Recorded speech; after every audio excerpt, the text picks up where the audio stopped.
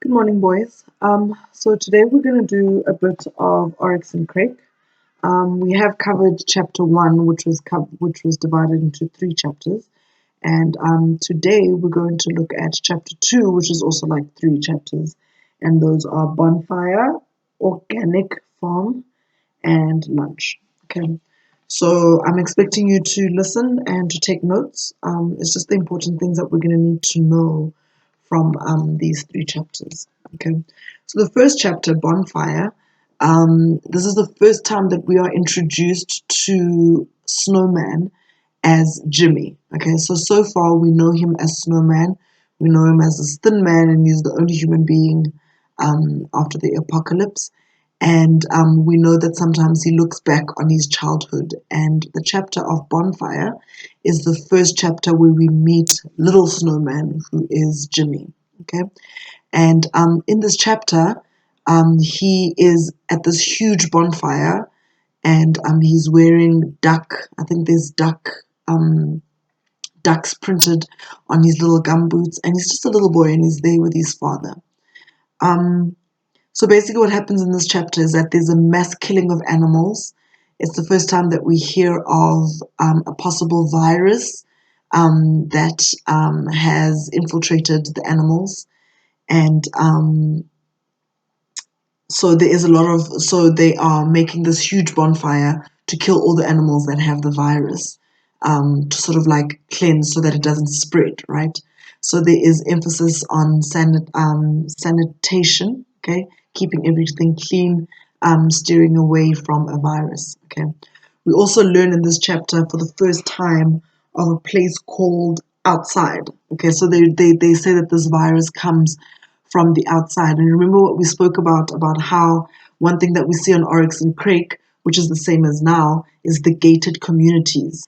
And so we learn that in these compounds, in these gated communities, that is where everything is sort of clean. And everyone is staying in these gated properties to actually be safe.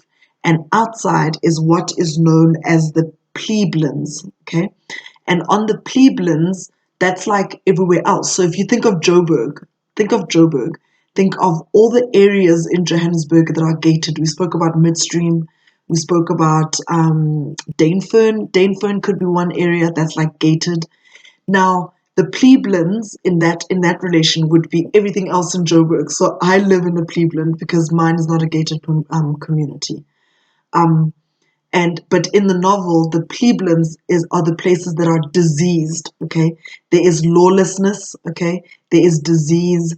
There is just a breakdown of everything. And it's referred to as outside. Okay, and it is suggested that whatever that virus is that has affected the animals came from outside, came from the plebeians. Okay, and of course, Jimmy's really young in this chapter, so he's just really overhearing what the adults are saying, and it makes no sense to him. So we understand it from a very young person's perspective. Okay, we see Jimmy's innocence. Okay, so in this chapter of Bonfire, we learn we realize that Jimmy was still very, very small, very, very young. He understands things very, very literally. He's also wearing these, like I mentioned earlier, he's wearing these gum boots that have ducks on them, and his father says he mustn't splash because it will actually contaminate um, things that are outside. It might burn his gum boots. And just to further show Jimmy's innocence, he is actually worried about the ducks that are printed on his boots. He's worried that they are going to get hurt. And you can just see his compassion for other animals and compassion for just other existing things. And he's not clinical in that way. And that shows his innocence, but it also shows his humanity. Okay. But also the printed ducks on the boot, on his boots, his gum boots, shows the hypocrisy of the society, because the society is busy killing animals, burning animals, but they're printing animals on products. You know what I mean? So it's this like double standard. Okay. In this chapter of Bonfire, we also see the breakdown of trust and respect in Jimmy's family. So Jimmy's watching these animals getting burned, right? And he says it smells like burnt hair, and then that takes him back. You know how a smell reminds you of something else. So that smell of the burning reminds him of burnt hair. And there was a time where he cut off his hair when he was a little boy. He cut off his hair and he burnt it.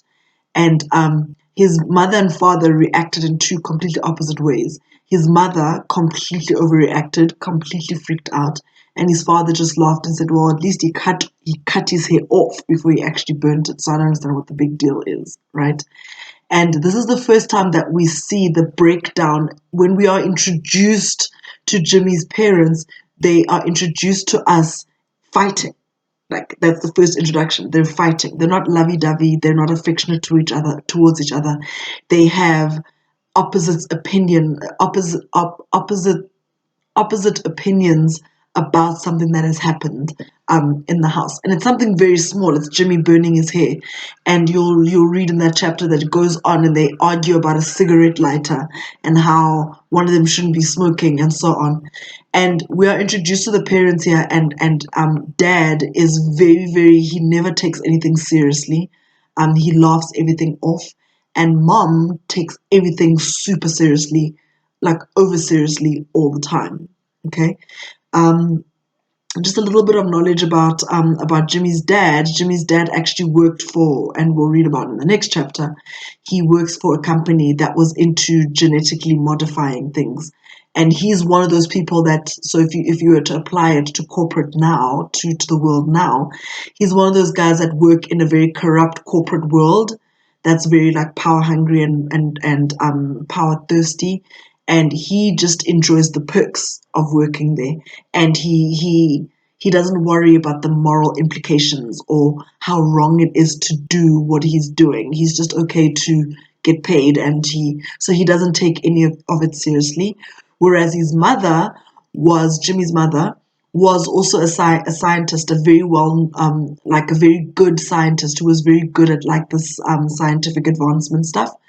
And she may have found out some truths that the company that she worked for was doing. For example, we'll learn a little bit later that she may have known that the company that she worked for was releasing viruses and diseases into people, into the world, so that they could make the cure, so that they could make money from making the cure, right? Which is something that is not unheard of now. And so the mother, because she's so outraged by it, she actually quits her job and she stays at home. But she suffers with depression. And I think it's just the guilt of knowing that she had a hand in doing this, right? So it just goes to show that in the world there are two types of people. There are the people who, if they realize that they are part of something corrupt and something bad, they will leave it. Or if they discover they are part of something corrupt or something bad, they won't report it, they won't walk away from it, but they'll sort of reap whatever benefits that they can get from it. They're like, well, I'll just take the paycheck and keep quiet, you know. So Jimmy's father represents that, and Jimmy's mother represents someone who actually stood for something and actually left the profession and stayed at home, but she suffered sort of the psychological consequences of that. Okay, so in this chapter, we also see the breakdown of trust and respect in Jimmy's family. Um, Jimmy's father dismisses his wife's overreaction about the burnt hair, and he says, women. Hate it when men do that. So he doesn't see the seriousness of it. He's just like, you know how women react. And he continues to do that. You'll see that often when you read every chapter that refers to the two of them. He's often like, what's the big deal? Women, And he even believes that she could cure her depression by just taking antidepressants or getting onto medication. What's the big deal? He doesn't understand the gravity of what is happening in society at that time. Okay. And so this fight over something so minor just shows that the fight over something so minor just shows that their marriage is just collapsing. So we're introduced to Jimmy as a little boy who is in this broken family already. Okay. Okay, we've spoken about the outside and how the plebeians are from the outside. So the outside, the plebeians, it represents lawlessness, it represents poverty, it represents disease. It is the ghetto of the ghetto, okay? Um, and it represents like a breakdown of order. Like that's where you go if you wanna like experience the wild and experience things that you wouldn't experience in the compound, which is a little bit more civilized. Okay. So remember what we spoke about. We spoke about how this is it suspicious fiction? Uh, the the word about the fiction. Please look it up. We've done the notes. The word has just completely left me.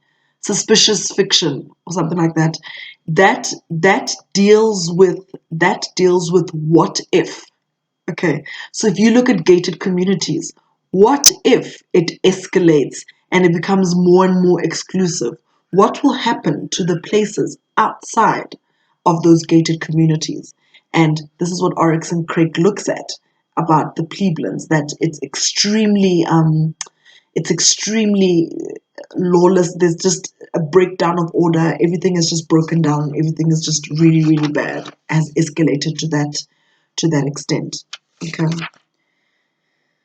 Um, all right, so we see, I've already said this, we see Jimmy's father's playfulness in the face of fear and worry, and Jimmy's mother's seriousness. Okay, we also see the emphasis on sanitation, and we see the difference between inside and outside. So inside is the compound, the gate, the gated community, and outside is the plebeians, where everything has gone to hell, really. Um, and Jimmy is sort of stuck between those two worlds because um, he his father's very, very playful, his mother's very, very serious. His father's too playful to actually have a serious conversation with, but his mother is so scientific that he doesn't speak his mother's language, his mother's scientific language, and so he doesn't relate to his mother or his father. It just seems to me that Jimmy has been isolated and has been alone for a very long time, like long before the apocalypse took place. Okay. The next chapter is called Organic Farm. Yes, Organ Inc. Farm. So it's Organ Incorporated Farms. Now, on these farms, we are introduced to this concept where on these farms they made animals, okay, and we meet and we hear for the first time of pigoons, okay, and essentially what pigoons were a way of harvesting or a way of making human organs, okay, in a pig host, okay, to make organ transplant smoother and to avoid organ rejection, okay. So these pigoons are animals with a little bit of human genes in them, so that we could use their organs, okay. And I say we because what if, right? Um, so they are genetically engineered animals with human genes. Okay. So Jimmy's father worked for this Organic Inc. Okay. He doesn't see the problem with genetically modifying anything or creating animals from scratch. It's not a problem for him. And he kind of enjoys the money. He doesn't see what the big deal is. And so it just shows his loss of morals. Like he doesn't seem to have any morals really. And it is suspected that as things became even worse, remember there's a virus on the animals, as things became worse and meat became scarce, it's suspected that they may have sold pigeon meat on the market. So it just shows how corporate will do anything to make money and how corporate greed will go to any extent to make money. So they no longer had meat, and it was suspected that they were selling pigeon meat, which had human genetics in it.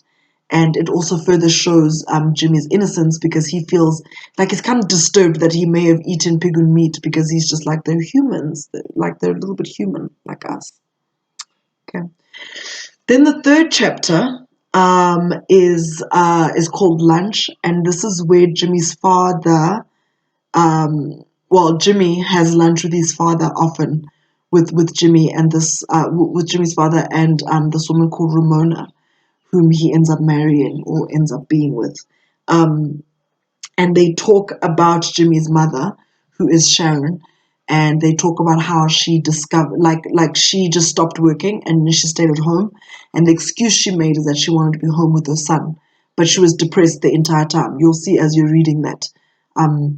His mother is like depressed, like hectically depressed and completely erratic. And one day she is like completely like overly ecstatic, and then the next day she's completely very, very sad.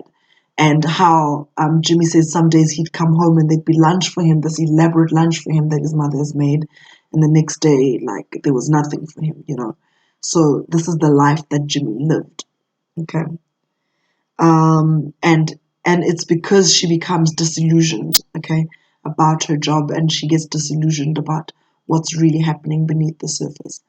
And something for us to think about maybe is if we found out that something bad was happening, that maybe the charity money that we are putting together as a school is like feeding someone rich, or it bought someone's car, or like how people can be corrupt. Like, would we stand up to it, or would we be like, okay, well, it's none of my business, I'm just gonna, enjoy the benefits and get what I get from it.